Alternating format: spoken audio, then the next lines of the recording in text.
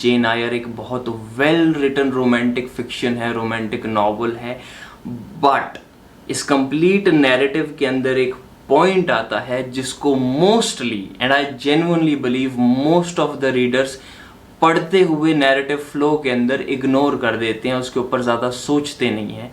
But वो point बहुत important है और आज की वीडियो के अंदर हम उसी पॉइंट के ऊपर point by point different perspective different thoughts के साथ एक डीप डाइव लेने वाले हैं। But before starting the video दो बातें। पहली कि मेरी book the portrait of eternal passion is available on Amazon।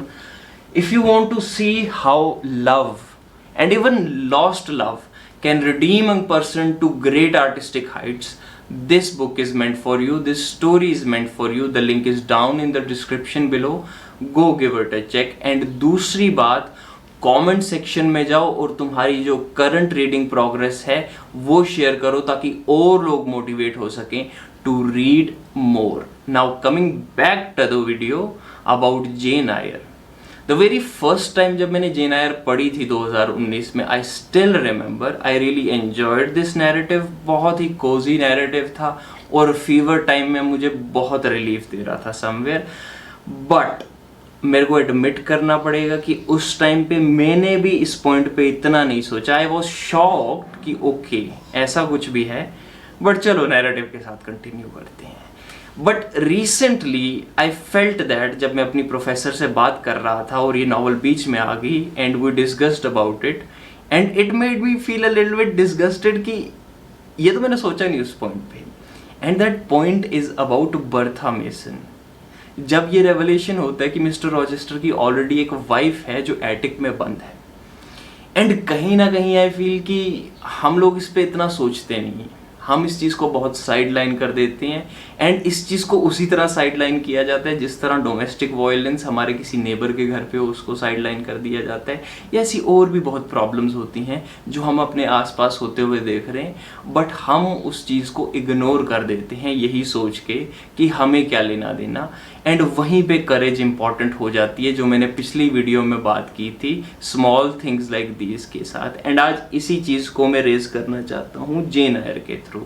Now look, the very first point is not her narrative, because उसके बाद जब रॉचेस्टर हमें एक नैरेटिव दे रहा है, कहीं ना कहीं हमें यह अंडरस्टैंड करना पड़ेगा कि जितनी भी कहानी रॉचेस्टर बर्था मेसन के ओरिजिन के बारे में बता रहा है कि कैसे वो वेस्ट इंडीज़ में उससे मिला एंड किस तरह से उनकी मैरिज हुई और उसको कैसे बाद में पता चला कि वो मेंटली स्टेबल नहीं है बर्था मेसन, कहीं ना कहीं दिस रेजेस द क्वेश्चन कि ये उसका नैरेटिव नहीं है। बर्था मेसन हमें नहीं बता रही है डायरेक्टली कि उसका पर्सपेक्टिव क्या रहा है, उसका एक्सपीरियंस क्या रहा है। एंड कहीं ना कहीं हमें पूछना पड़ेगा कि रॉचेस्टर जो नैरेटिव बता रहा है वो कॉन्शियसली या सबकॉन्शियसली अपने खुद के सेल्फ इंटरेस्ट्स के साथ या अपनी गिल्ट जस्टिफिकेशन के साथ ही बताएगा। उसमें फिल्टर तो ऑब्वियसली आने वाला है, वो कंप्लीट ऑनेस्टी नहीं होने वाली है। बिकॉज हम ह्यूमंस भी जब किसी के सामने कुछ पुट कर रहे हों, एंड ये मेरा पर्सनल एक्सपीरियंस है कि कहीं ना कहीं हम चीज़ों को फिल्टर आउट ज़रूर कर देते हैं। एंड नेचुरली भी जो मेमोरीज होती हैं वो करंटली डिस्क्राइब करते हुए बहुत शिफ्ट हो जाती है, हमारा माइंड बहुत सारी गेम्स खेलता है। एंड लेट्स हाइपोथेटिकली से कि कहीं ना कहीं वो सच बोल रहा है, पूरा नैरेटिव सच बता रहा है। वहाँ पे दूसरा पॉइंट आ जाता है शैलो मोटिवेशंस। नाउ जैसा कि हम देख रहे हैं कि उसने बर्था मेसन को एज अ पार्टनर इसलिए कंसिडर किया because she was really beautiful and साथ ही साथ में because she brought a lot of wealth to the marriage. Now कहीं ना कहीं बहुत लोग ये भी कह सकते हैं कि ऑब्वियसली वेल्थ एक बहुत कंसिडरेबली इम्पॉर्टेंट फैक्टर था स्पेशली उस पॉइंट ऑफ टाइम में, बिकॉज वो उस रिलेशन वो उस मैरिज में स्टेबिलिटी इंक्लूड कर रहा है, which I can completely put aside. But जो पॉइंट है कहीं ना कहीं ये बहुत एक शैलो मोटिवेशन है किसी भी इंसान के लिए कि वो अपने पार्टनर को बस सरफेस लेवल ब्यूटी पे देख के इम्प्रेस हो जाए। बिकॉज कहीं ना कहीं हमें ये देखना पड़ेगा कि यहाँ पे एक विजडम कहाँ है इंसान की। एंड आई अंडरस्टैंड कि ये चीज़ रॉचेस्टर का ये डिसीजन उसके यंग एज में हुआ होगा, बट स्टिल कहीं ना कहीं हम इस चीज़ से ये सीख सकते हैं कि मोस्टली जो चीज़ कही जाती है लुक्स आर डिसीविंग। तुम जो एक इंसान का फसाड देख रहे हो उसके पीछे वो कितने डीमन से लड़ रहा है, उसके माइंड के अंदर के मोटिवेशंस क्या हो सकते हैं, वो हमसे जब मिल रहा है वो पहला ऑथेंटिक सेल्फ नहीं है, फर्स्ट इंप्रेशन लास्ट इंप्रेशन नहीं हो सकता। वो चीज़ यहाँ से बिल्कुल क्रिस्टल क्लियर हो रही है, इवन अगर रॉचेस्टर का नैरेटिव भी क्लियर है। एंड ये क्वेश्चन लाता है कि what are his motivations when he is proposing Jane Eyre? And these are certain things, and I'm looking way too much into this narrative, but somewhere I feel now कि obviously तुम पीछे ऐसी चीज कर चुके हो जहां पे तुमने बस certain mere shallow impressions के ऊपर एक रिलेशनशिप बना दिया, and then all of a sudden तुम अपने आप को विक्टिम कंसिडर कर रहे हो। And okay, but what now? इस पॉइंट पे रॉचेस्टर की जो मोटिवेशंस हैं वो किस चीज से ड्रिवन है?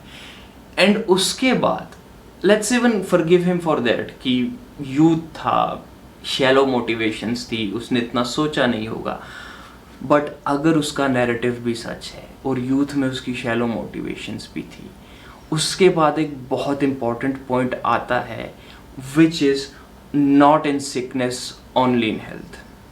Now let's say उसने ये फसाड देखा कि ये बहुत खूबसूरत लड़की है, बहुत ही मिस्टीरियस सी, एक डिफरेंट प्लेस से, एग्जॉटिक लोकेशन से वो एक वाइफ ला रहा है, जो काफ़ी लेवल तक ऑब्जेक्टिफिकेशन के जोन में भी चला गया है ये सीन नैरेटिव का। बट तुम मैरिज में कुछ वाव्स ले रहे हो और उसमें से एक बहुत इंपॉर्टेंट वाव ये है कि in sickness and in health.